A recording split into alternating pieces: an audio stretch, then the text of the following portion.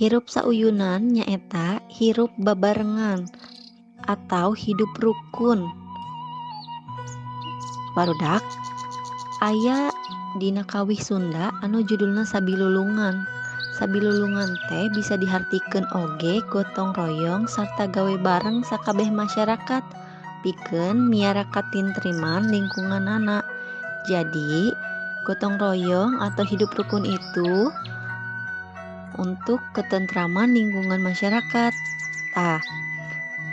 Kecap sabilulungan merupakan gambaran masyarakat Indonesia khususnya orang Sunda anu salawasna hirup sauyunan. Urang Sunda salawasna baris nulung katulung kanu butuh nalang kanu kasusah bari jeung henteu ngarep balesanana.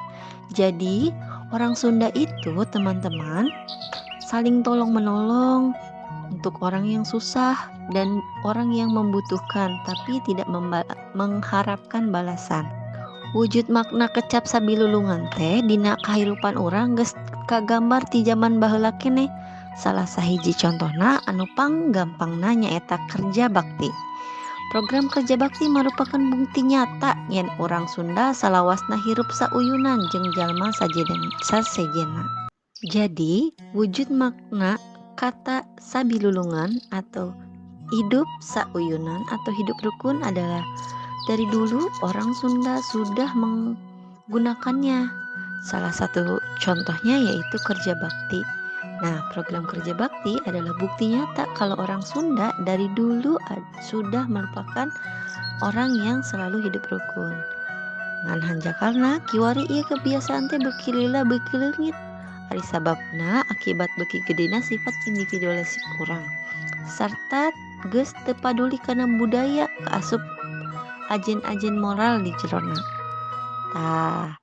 Matakna barudak sadaya kedah hirup sauyunan sareng satu sama lain.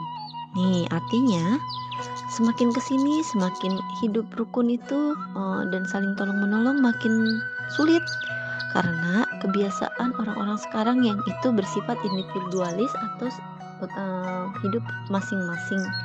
Nah makanya kita harus membudayakan hidup rukun teman-teman. Dina gambar di luhur aya contoh-contoh hirup sauyunan nyata ulin bareng sareng lanceuk atau adi teras sasarengan mersihan buruan imah teras ulin sasarengan di taman sareng saling mika asih saling mika nyaah kasasama.